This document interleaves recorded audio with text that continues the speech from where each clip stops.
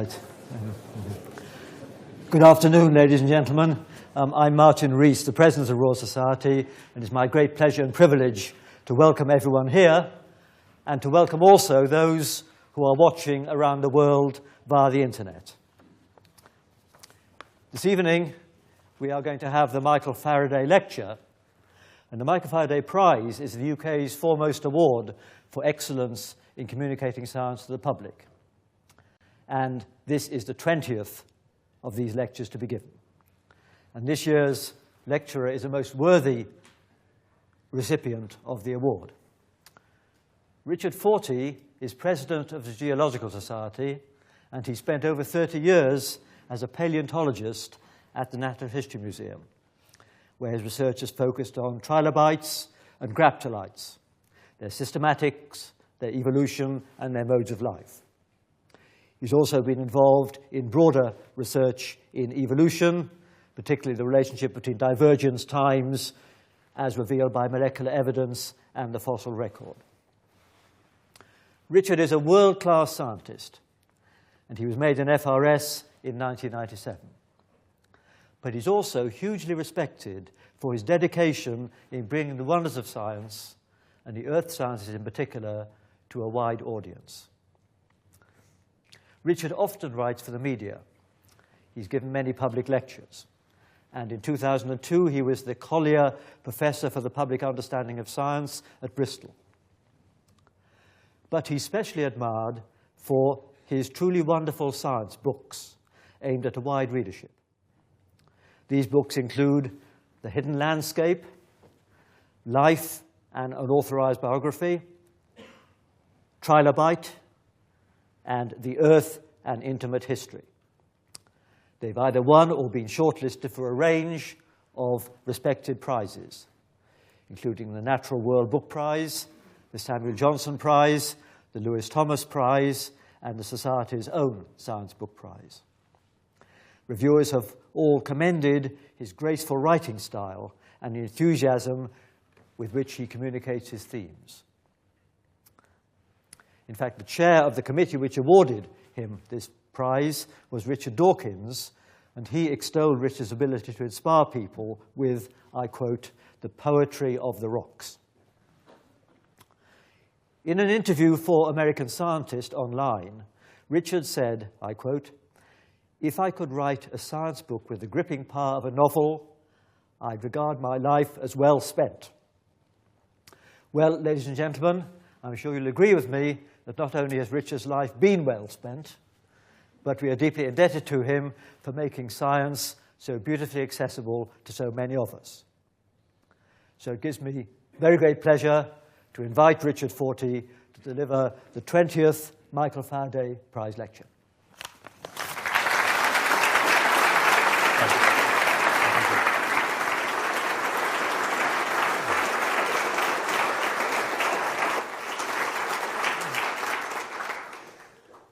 Thank you very much for those kind words. I feel quite humbled to be in this position here. I'm going to talk tonight about my own collection of scientists.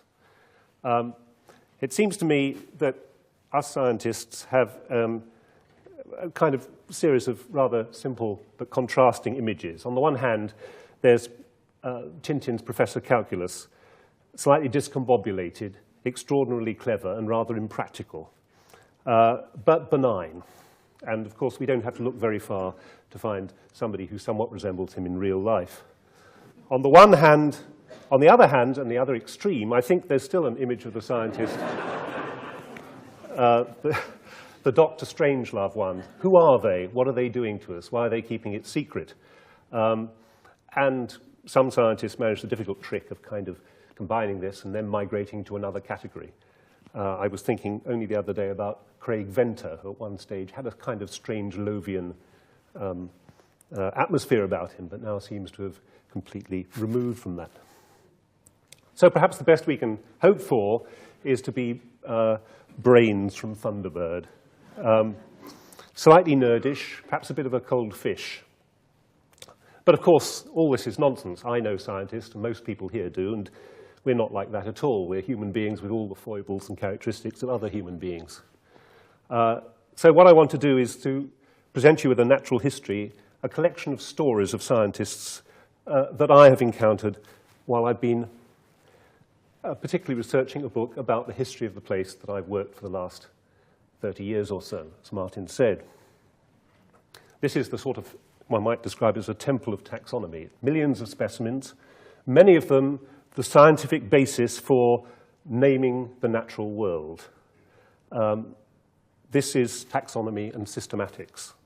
And most of the people I'll be talking about, in one way or another, are involved with taxonomy and systematics. Well, when I started working at the Natural History Museum, I used to suffer from slight guilt feelings, I suppose. Here I was, well into the 20th century, feeling at some level a 19th century scientist. Time went on, I entered the 21st century, and I still had this feeling that I was a 19th century scientist. And then one day I woke up and realized I was quite wrong. I was actually an 18th century scientist. In that I believed in the connectedness between science, arts, and, as the President kindly remarked, one of the things I want to do is to show how scientific knowledge enhances appreciation of landscape, history, and particularly respect for the evolutionary time of the planet. I have to say that certain scientists have commanded a very large proportion of biographical time. Well, one thinks of Darwin, and one thinks of perhaps people like Rutherford. And I could have told stories about well-known people like this. Here, for example, Rutherford, who was famous for his booming voice, which could upset apparently delicate experiments, is standing under a "talk softly, please" notice. And he was apparently known as the crocodile, not for any particularly sinister reasons. This is from the old Cavendish laboratory. But apparently crocodile was given to him by Kapitsa and is a great term of admiration in Russia. But Rutherford gave us one unfortunate quotation, which I rank alongside the famous one of George Bernard Shaw's, those who can do, those who can't teach, which has done a tremendous disservice to the teaching profession. Rutherford allegedly said, "In science there is only physics, all the rest is stamp collecting." Well, I stand before you a stamp collector, and these are some of my stamps. Now, they are, I hope you agree, these are trilobites, extinct arthropods. These have been extinct for 400 million years, and aren't they wonderful? And this is right up to the minute. These were only published in 2006. So this is new stuff. And what about these? As far as I know, these are unique among all the animals that I know about. Please, if any of you in the audience have seen an animal living that resembles one of these, let me know, because we haven't got a clue what that trident at the front is for. And here are 3 different species, obviously different species, but obviously closely related. We've given these names, we've made them known to the world, and I think that's a good thing to do. And that's what they look like from the side. And what about these eyes? The big towers, with their, I hope you can even at the back see the individual lenses on those eyes. Surely the most fantastical eyes ever to have evolved on any organism, and these hundreds of millions of years ago, a highly specialized thing which we discovered. So I believe in the importance of making animals otherwise unknown, known to the world, and giving them names, the business of taxonomy and systematics. Now, in the process, of course, one comes across stories about scientists. These are funny trilobites called olenids. They live in special kinds of black, smelly rocks, and I believe that they housed in their tissues bacteria, which they fed on. And there are sulfur-loving bacteria today that live inside the tissues of a lot of animals. And my friend John Taylor, who's here, gave me this photograph of these bacteria inside the tissues of clams. So I believe that these trilobites, hundreds of millions of years ago, were already doing this very special thing in a very special habitat. And I came across a brilliant paper written in the 1930s about these olenid trilobites, studying their microevolution, bed by bed, layer by layer through the rock. Very, very far ahead of its time, and this was the man who did it. This is a scan, of course, so hence the quality, a man called Rudolf Kaufmann. And the big puzzle to me was why Kaufmann disappeared. He published this seminal paper in 1933 and apparently nothing else. And only a couple of years ago, the answer came to light. Because a man called Reinhard Kaiser bought a mixed bundle of letters and postcards in an auction in Frankfurt am Main in 1991. And in that mixed bag were correspondence from Kaufmann to his Swedish lover during the war, a woman called Ingeborg. And this records a tragic, tragic story. Kaufmann was a Jew, and he couldn't get a job, and he spent most of the time trying to join this woman in Sweden. And he got as far as Estonia. He could see across the water to where he wanted to be. But he was recognized and shot in 1941. Terrible story, and no better demonstration of the fact that science, of course, is not morally impervious, and sometimes bad science leads to tragic ends. But I would like to think that bad science is not science. So what sort of things did I discover as I rummaged around the drawers in the lesser-known parts of the Natural History Museum? Well, here I'm going to start with a wonderful thing, which is from the Miller Aldridge Department, a curator called Alan Hart kindly found it for me. It's an amethyst, and it sits in a drawer, and with it is a letter, which I will read to you. The letter written by Edward Heron Allen. This was presented to the museum. This letter was written in 1904. These lines are addressed in mourning before he or she shall assume the responsibility of owning this amethyst. This stone is trebly accursed and is stained with the blood and the dishonor of everyone who has ever owned it.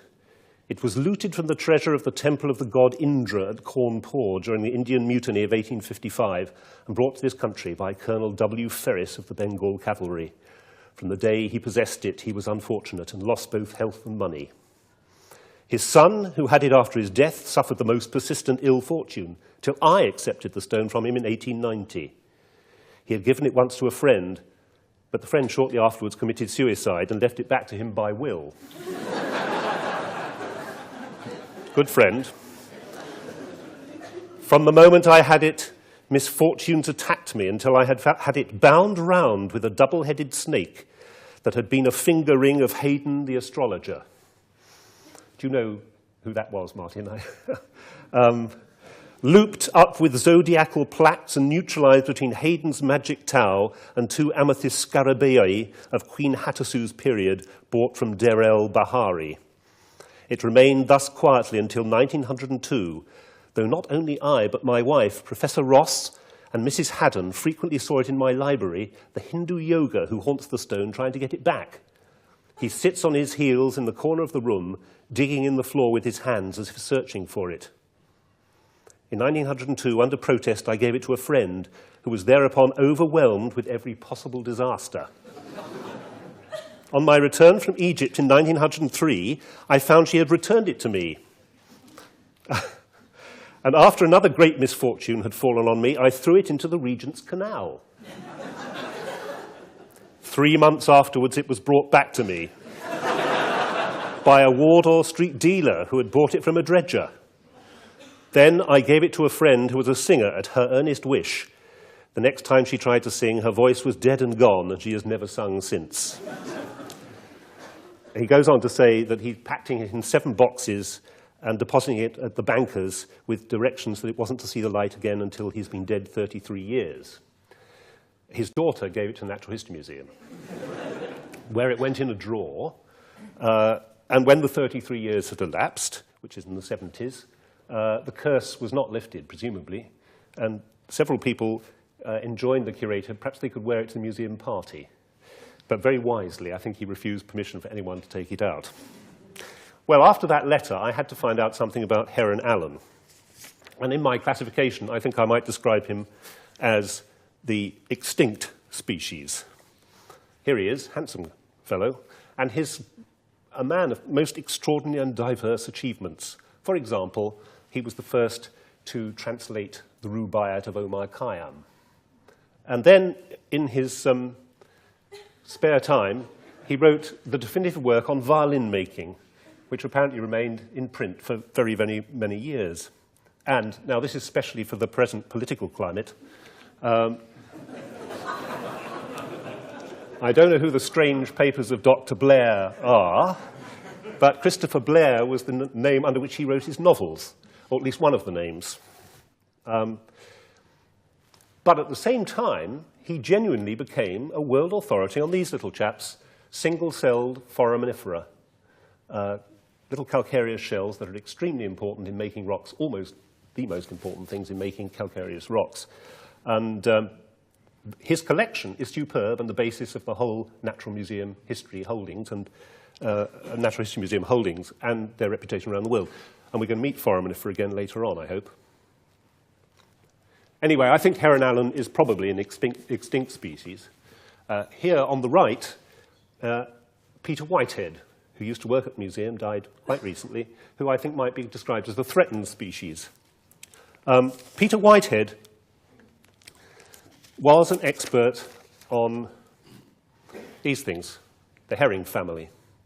And he wrote an enormous work published by the FAO between 85 and 88, Clupioid Fishes of the World. One part of it alone is 580 pages long. And of course, none of you will have heard of it. But it is a documentation of a family of fish which actually provides, I think, 15 to 20% of the world's protein. So this is extraordinarily important work. Now, Peter himself was, to say the least, a difficult character. A bit arrogant, wanted to be left alone, wanted to get on with it, and he did what he liked. And one of the things he discovered was lost Mozart. This headline dates from the 3rd of April, 1977. And he found these lost Mozart manuscripts in the pursuit of a book called Libri Picturati, which he says contains some of the most celebrated natural history drawings, early ones from South America, of herrings. So he was in pursuit of herrings. He realized that the library that had Libri Picturati had disappeared, and it was part of a collection which included manuscripts, musical manuscripts. I took out the correspondence from our archives. It's voluminous. It occupies several boxes. He must have spent days, weeks, months on this. And eventually, he traced it to a Benedictine. It disappeared during the war, probably moved for safekeeping, to Kloster Grossau, which is a Benedictine monastery in Silesia, where it probably survived the war, but was moved again. And after much dogged research, he eventually traced the collections to the Jagiellon Library in Krakow, in Poland. Now, all the time, he was supposed to be working on herrings. Now, I don't think that, what should we say, there are several here, employees of the Natural History Museum would be allowed to do this today. But nonetheless, the kind of devotion that he shows to the herrings and all of its kind, I think is a wonderful thing, and the backbone of systematics.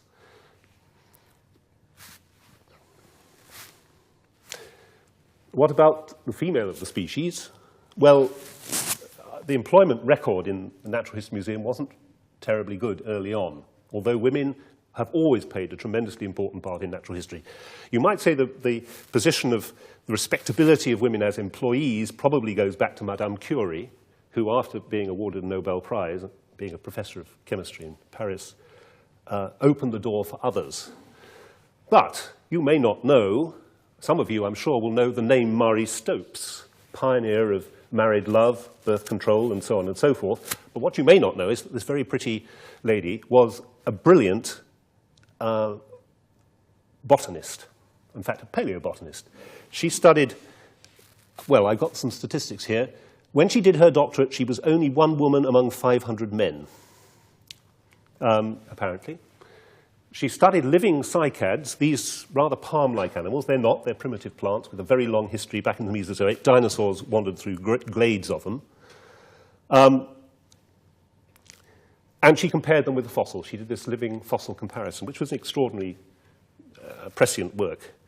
She was the youngest in DSc, which, as most of you will know, is a degree awarded for excellence in research, in 1905, the youngest in the UK. She married in 1911, which is where she discovered, well, she discovered how little people knew about sex. And the rest of her life was determined. And here's another remarkable one. I never met Murray Stokes, but I did meet Miriam Rothschild. Some of you may know Miriam. She was a trustee of the museum, an extraordinarily dramatic woman who used to turn up. She looked rather like the, Edith Sitwell, the poet. She used to wear sort of black cloaks, but she often would walk round her farm in the morning in her Wellington boots and not take them off. So she'd come trumping up the front steps in her wellies, while her chauffeur waited outside in a rather ancient Rolls-Royce. She was the daughter of Nathaniel Charles Rothschild, who was devoted, it was a natural historian, the natural history branch of the Rothschilds, and eventually it was thanks to him that the Natural History Museum has the museum at Tring. He left his collection of fleas to the Natural History Museum, and Miriam became the authority on fleas. She devoted 20 years to the study of fleas. And we have another great work, George Hoskins and Miriam Rothschild's great work, an illustrated catalogue of the Rothschild collection of fleas in the British Museum Natural History, 5 volumes, 1953 to 71. Well, it's the ultimate tribute of the talented daughter to the naturalist father.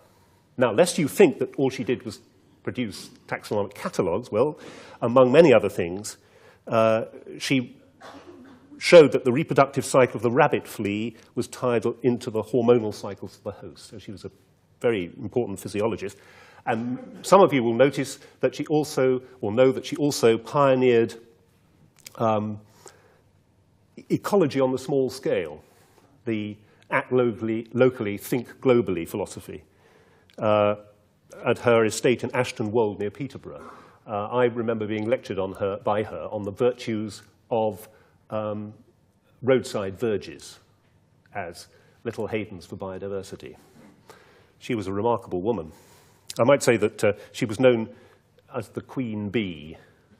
And when her chauffeur deposited her at the museum, he would stand outside in a rather moth-eaten chauffeur's uniform. We kept on noticing he was doing this all the time.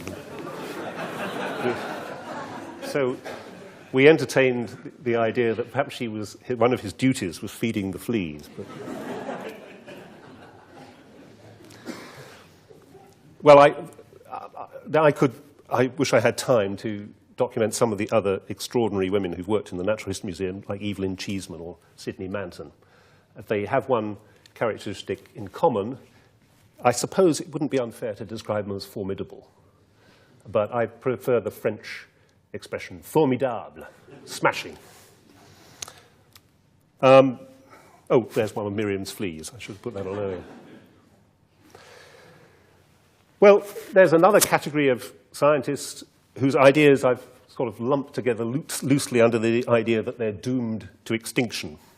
These are the kind of ideas that flare up in popularity only to die in the natural selection of common sense. And this man, Lang, Dr. Lang, between the wars, was one rather good example of this. Now, Lang worked on bryozoans, mossy-like, well, no, they're not really. The colonial organisms, colonial marine organisms, small, that form these very pretty net-like colonies, very important in the ocean. Lang studied Mesozoic ones in particular, and he noticed that as you go up the Cretaceous towards the Cretaceous-Tertiary boundary, aren't they pretty? They became, one group of them, the Cribrimorphs, became progressively calcified, produced more and more calcium carbonate, till they kind of walled themselves in, or so he thought. So he cooked up an idea, or promulgated an idea, which is known as orthogenesis, in which evolution, as it were, once having started down a track, can't help but follow it to the end and the inevitable extinction. And this enjoyed really quite a vogue for a number of years. It was applied to these things, ammonites, for example. In the Cretaceous, some ammonites became strange shapes. They unrolled from the familiar ram's horn. Here's one that's curling back on itself. And there were some that became all tangled up like a ball of wool. The idea here was that their coiling got out of control, and they carried on until they tied themselves up in knots and died out. Yes, it sounds silly, and in fact it is rather silly, because recent studies have shown that those bryozoans didn't even die out at the Cretaceous-Tertiary boundary. They had descendants. But nonetheless, this idea had currency for quite a lot of time. Now, before I make fun of this people, I should point out that the work that they did was not bad, and much of it endures. But what endures is the taxonomy and systematics. We still use Lang's species names for bryozoans. His descriptions still work, at least in part. And the man that had the ammonite theories is still one of the great respected names. In other words, this basic research sometimes outlives the theories that grow out of them. Now, at the complete far end of this, we have the nummosphere. I've already mentioned foraminifera, single-celled organisms. Well, there are giant single-celled organisms called nummulites, very common in, for example, Eocene rocks. They make up the pyramids of Egypt, Giza. They look like this in thin section. They lived in limestone, warm limestone seas. Kirkpatrick, however, developed the idea that all rocks were made out of nummulites. Now, perhaps anywhere else except the Natural History Museum, he wouldn't have been allowed to carry on, but he did. And he produced 3 volumes of the nummosphere, one of which showed that igneous rocks, like these lavas erupting in Hawaii, were also made out of nummulites. And I'm just going to show you this. This is a plate. It's not very beautiful, but this is a plate from his actual book. There's a thin section of the lava on the right, and on the left, he's dotted in the nummulites. So this is really an optical illusion. I don't know, sometimes when you wake up in the morning with a bit of a hangover, you see little whirly-whirly shapes on your retina. I wonder if he just didn't dot in the whirly-whirly shapes. But, well, I came across a very useful expression for this kind of idea recently. If you look at the district line on the right, there's a station called Upney, which is one station beyond Barking.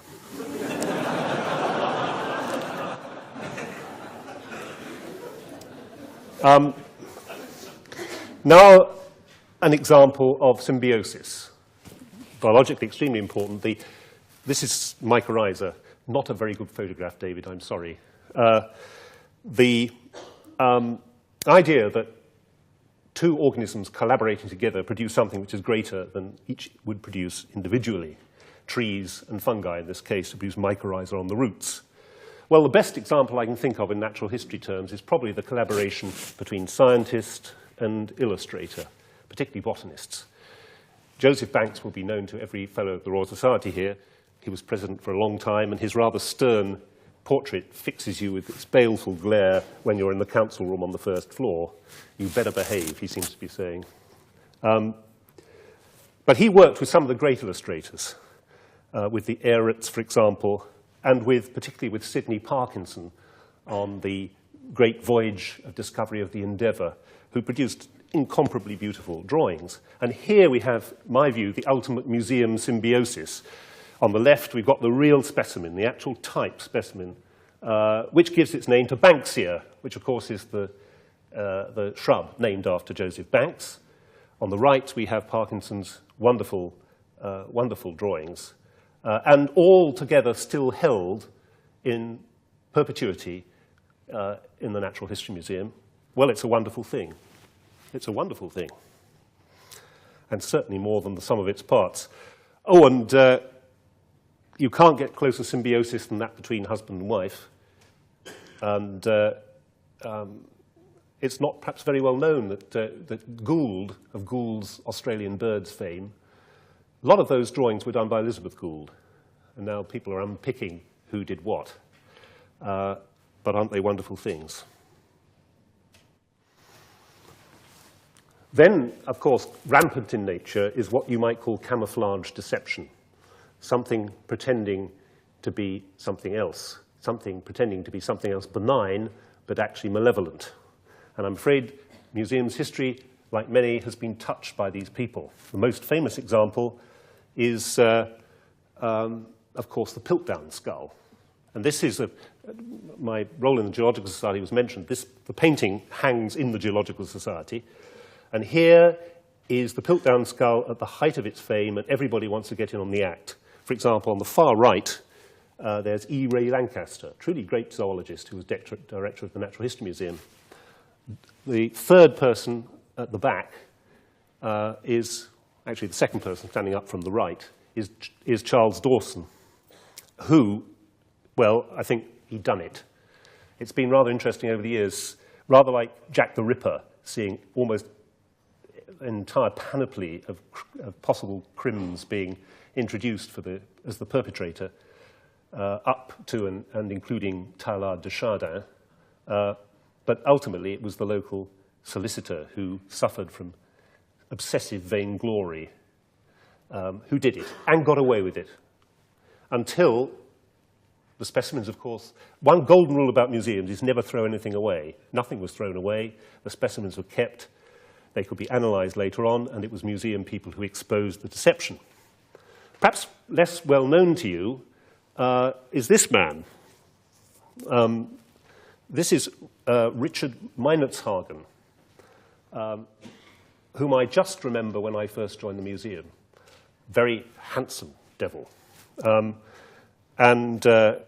He had another colourful, not quite Heron Allen-esque life, but he'd been, among other things, a spy, crack shot in the army, and was a very good bird taxonomist.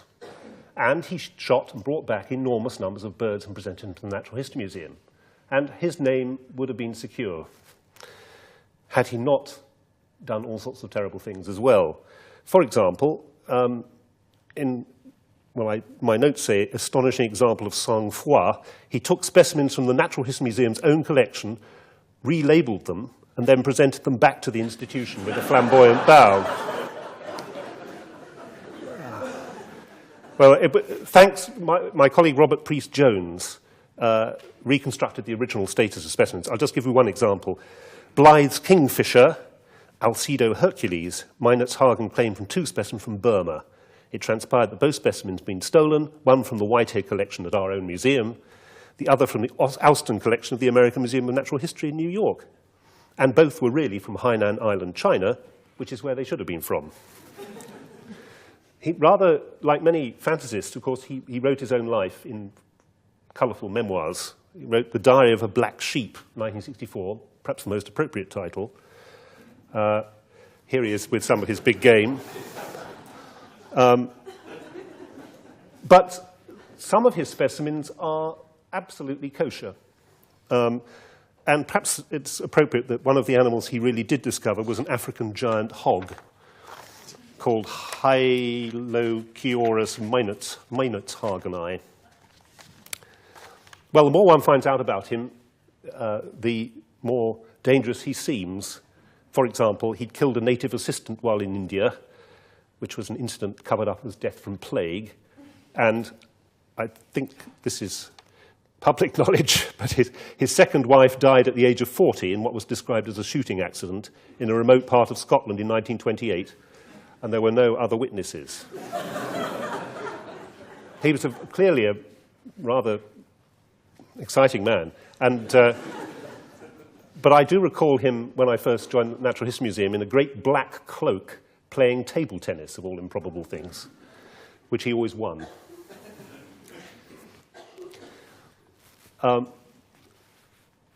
Another example, perhaps, of course, is feeding frenzy. Now, in science, this frequently results, at least in my field, when you get a new idea that appears on the scene, usually with one pioneer paper. And this is like a big carcass dropped into a sea full of sharks. Within a year, every fish for miles around is having a go at it, trying to get associated with a new idea. A very good example in our life is the extinction of the dinosaurs, the mega extinction, which took out many of the things I've already shown you, like the ammonites, 65 million years ago at the Cretaceous-Tertiary boundary. Was it a large bolide? This goes back to a paper published by the Alvarez's, father and son, in 1980, called, it was published in Nature, I think, Extraterrestrial Cause of the Cretaceous-Tertiary Extinction, Lewis and Walter Alvarez, 1980. It made an impact. Just to remind you, some of the things that went out at this extinction event, ammonites on the right, marine lizards, a lot of things in the sea as well, of course, as the familiar dinosaurs, and some of the things that survived as dwarfed, stunted things in pretty poor shape. So it was one of the big mass extinctions, no question. Is this what happened? Oh, that's just a picture of Walter Alvarez, whom I met on one occasion. And these are the kinds of sections, rock sections. I'm afraid that's a web nick, and it shows. The rocks get younger from bottom to top, which is bottom right to top left. And that dark band is the clay at the Cretaceous-Tertiary boundary. The Alvarezes had detected a very high level of iridium, the iridium anomaly, which they explained by the appearance of this huge terrestrial, this huge bolide, as it was called. A nuclear winter or something like it followed. Plants died, the dinosaurs followed, and the predators feeding on the dinosaurs followed, poisoned the sea, and so on and so forth. Very plausible explanation. And within a year of the original paper being published, the feeding frenzy was on. Scientists were zooming around all over the world. Any section that spanned this critical interval from between the Cretaceous on the right and the Tertiary on the left was fair game to be investigated. You wanted to get your name associated with this coming idea. And I followed it with some interest. What I can say is that there was a conference in 1981, the so-called Snowbird Conference. That's only a year later, in which the evidence was debated, and you had for and against. But by the time you get to 1994, I went to a meeting of the Geological Society of America where there were 26 papers, not one paper against. So the feeding frenzy was over, you could say. Except that rather interesting, a group from the Natural History Museum have maintained a kind of skeptical stance about this and have tried to relate the extinction to other events, such as the eruption of the Deccan traps. So we could yet have another feeding frenzy in 2015 or something, as some new evidence comes to light. Well, this is a gentleman who worked at the Natural History Museum called, well, his real name was Bruce Cummings. But he's known to the world, insofar as he's known to the world at all these days, as WNP Barbellion. WNP stood for Wilhelm Nero Pilot Barbellion. That was his nom de plume. And he explained that Wilhelm, obviously Kaiser Bill, this is the time of the First World War, Nero and Pilate were the three people he most despised in history, whereas Barbellion's was the name of a tobacconist he passed on the way to work. He published, during the First World War, he published a book called Journal of a Disappointed Man. And I would recommend it. I'd heard of it, but never read it till I started researching the book. Extraordinarily well written. It's a sad tale because Barbellion was dying, or Cummings was dying from multiple sclerosis. And this book is an extraordinarily unflinching account of his decline. He couldn't write a dull sentence, although, you know, too much angst eventually wears you down. He desperately wanted to be a natural historian. He wrote, "In the repose of the spacious laboratory by the sea, or in the halls of some great museum, life with its vulgar struggles, its hustle and obscenity scarcely penetrates. Behind these doors, life flows slowly and deeply." He later on, sadly, became somewhat disillusioned with it. He felt he hadn't become the great scientist he wanted to be. But his writing is full of extraordinarily vivid forms of expression, which I would be proud to if I could do something like it myself. Well, the science isn't right, but listen to him, for example, talking about why he likes the fact that we came from primates. I take a jealous pride, he wrote, in my simian ancestry. I like to think I was once a magnificent hairy fellow living in the trees, and my frame has come down through geological time via a sea jelly and worms and amphioxus, fish, dinosaurs, and apes.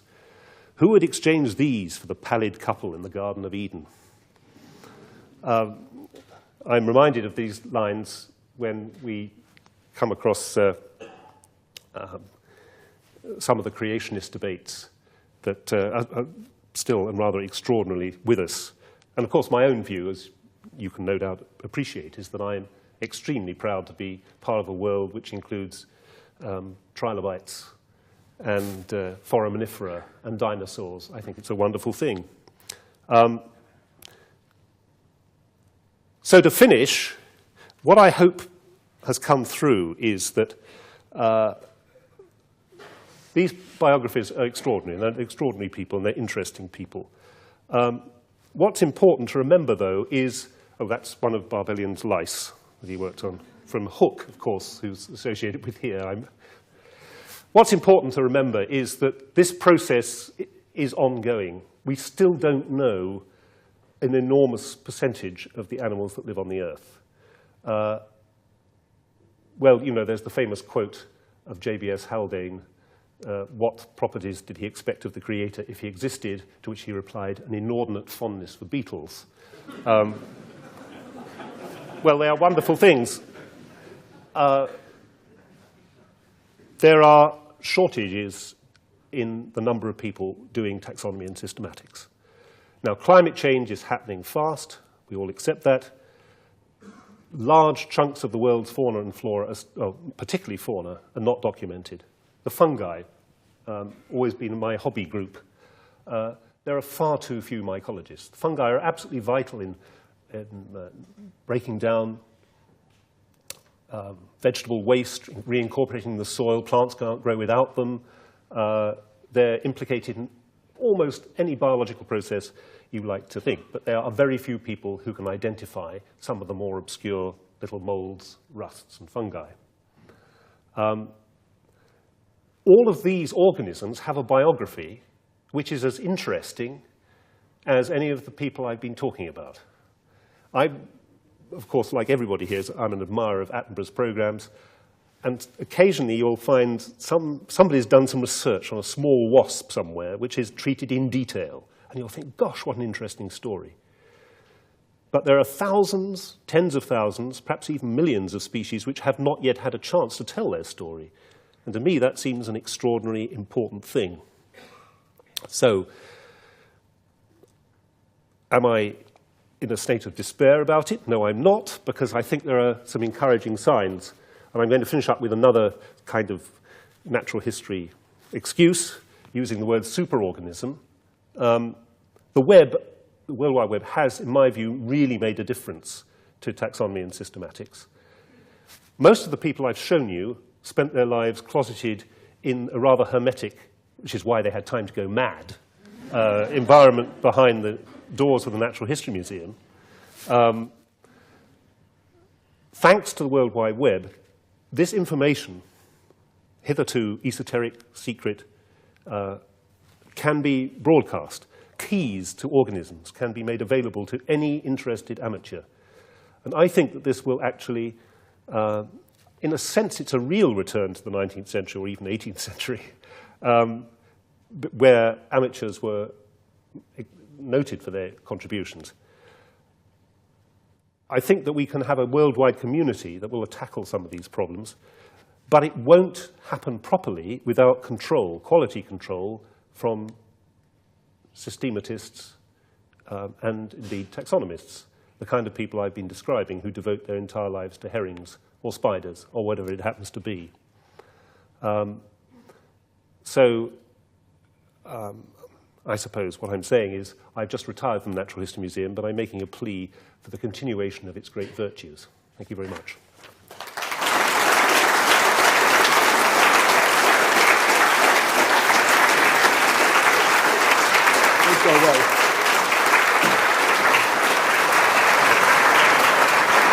stand here. Yes.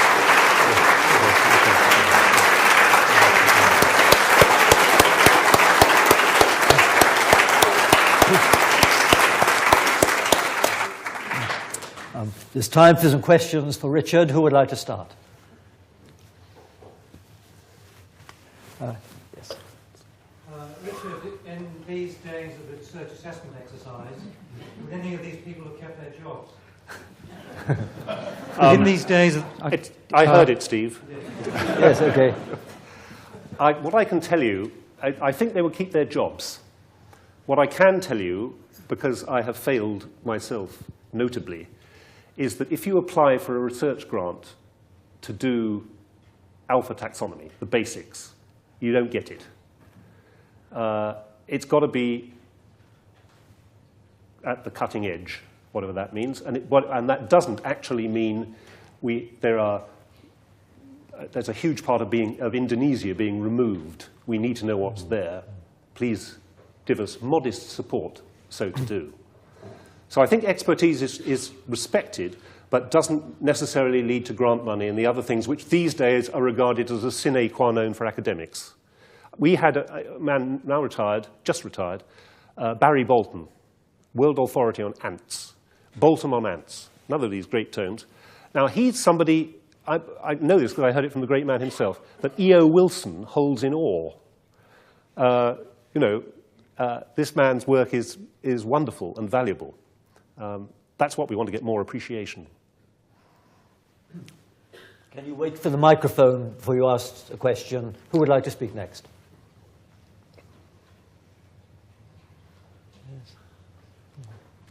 Yes.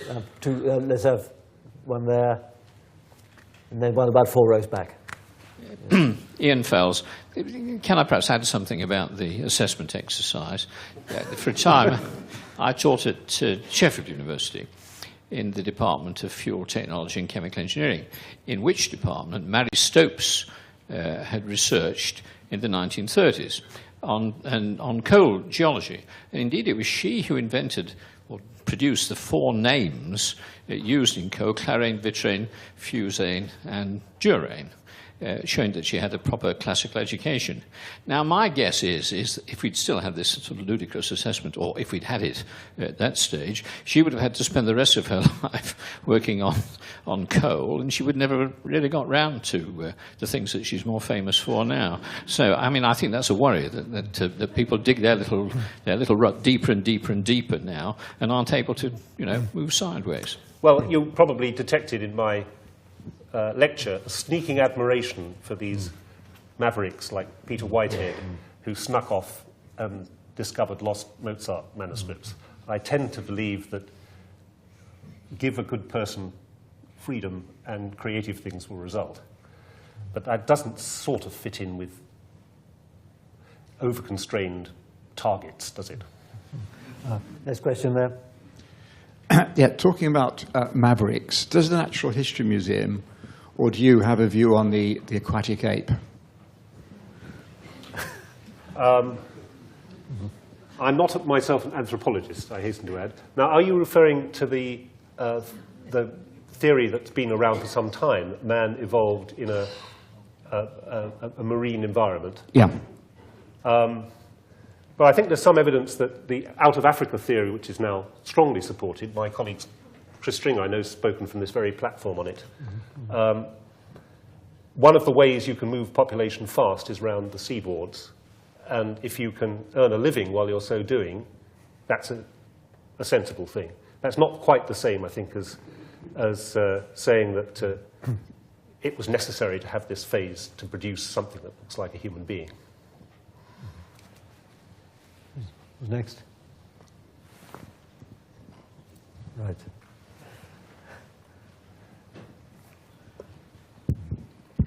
Who decides what a new organism is called? Is it the person who finds it who gets to make it up? And does it always have to be in Latin? I'm thinking of these fantastic names that people give genes these days, like Sonic Hedgehog. I mean, can you call your new trilobite, a Yes. different and crazy name if you want to?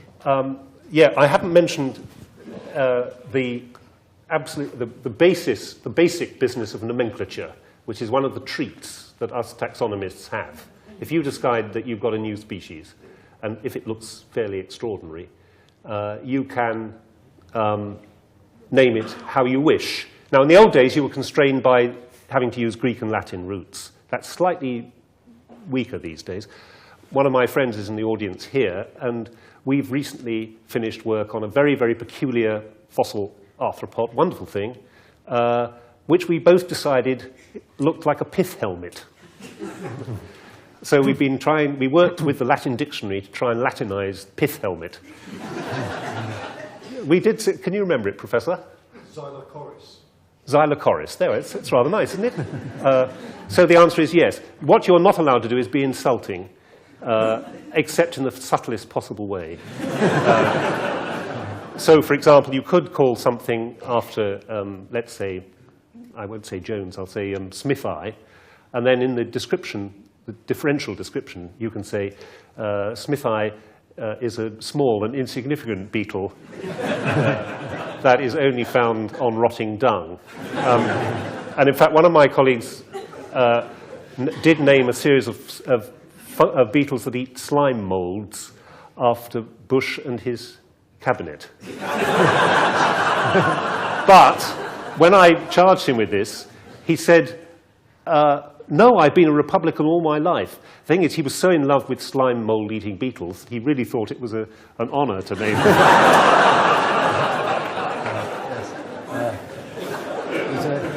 Any more questions? Can I ask about the race against time between extinctions and taxonomy, and where you might win or where you might lose the race?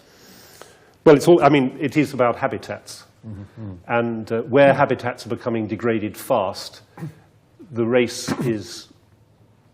becomes more and more desperate. Mm-hmm. I mean, a colleague of mine in the museum once told me that he was in the inner part of Borneo and sat down to eat a meal in a village, small village, and they brought out a big, substantial fish, and he realized it had never even been scientifically named. Yet the trees were being cut down all around it and its habitat was changing. That's what I call desperate. Mm-hmm. So, the urgent thing is to prioritize cases. Mm-hmm. Any more questions? Yes.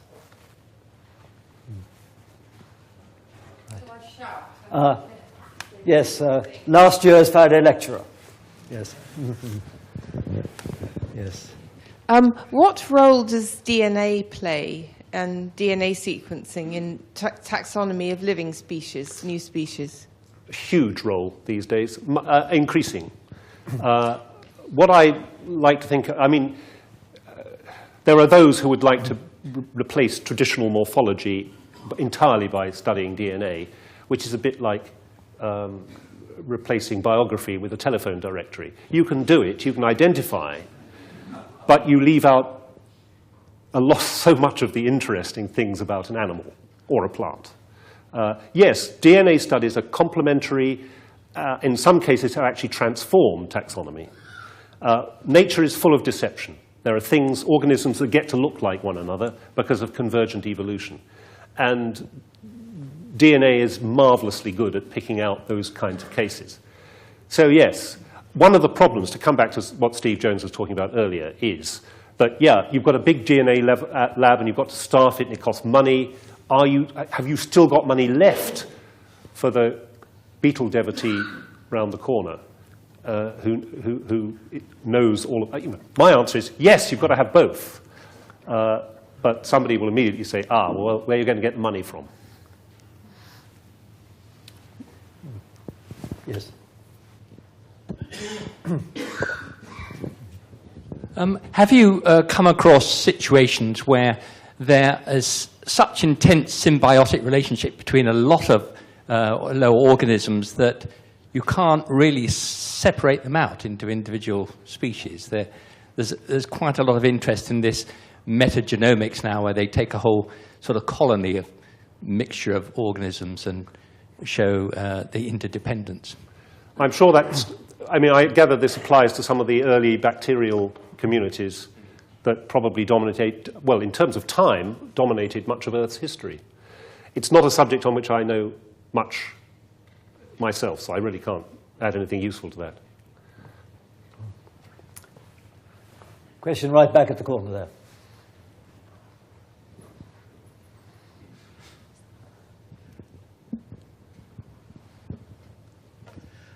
Richard alluded to the sort of challenge biology and taxonomy and systematics is facing in looking at the diversity on the globe. And having a distinguished physicist and a distinguished biologist there on the podium, the question is, in physics, $7 billion or pounds are very easily spent on large experiments. That is roughly the sum of money that I understand is needed to resolve taxonomy and systematics on life on Earth. So perhaps you two can give us an idea why that is so and what we can do about it. Are you going to answer that? I'm sure Martin would be very glad to give up large sums of money to save the situation in Borneo. Yes. Well, the serious answer is the money should be found, but whether it should be at the expense of other scientific endeavours is a separate question. But clearly, the fascination of this is such that one would have thought it would be easier to raise funds than for many other areas. That's a serious answer. I think that there are people, well, Bill Gates is the famous example, who have a lot of money and philanthropic intent. I would love to think that we could get serious sums of money to tackle some of these questions rather than just ones of disease, for example. Yes. We have time for just two more questions. So there we are. Richard, have you come to a conclusion as to which political habitat is best for scientists to flourish in? Do you want to answer that one? Well, I can answer narrowly from the museum's point of view. I think we have, and generally, we have tended to do better under politics of the left and politics of the right. For example, admission charges, of which I do not approve, I think everyone should come in and see the natural world for nothing, were mostly under Tory governments and were taken away by Labour governments. But that is not to say that we haven't been under a perpetual state of siege financially, but then that's not so different from a lot of other people. Yes. Right.